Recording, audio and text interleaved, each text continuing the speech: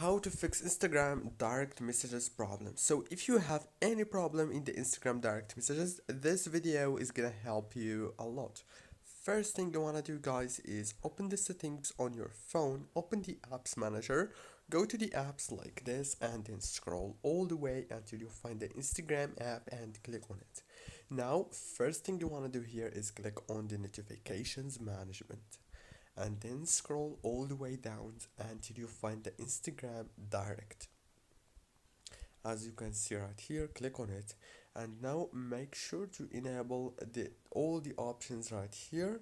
This option is just optional, but those options should be enabled. After that, go back to the app informations and click on the force stop right here, and then go to the data usage.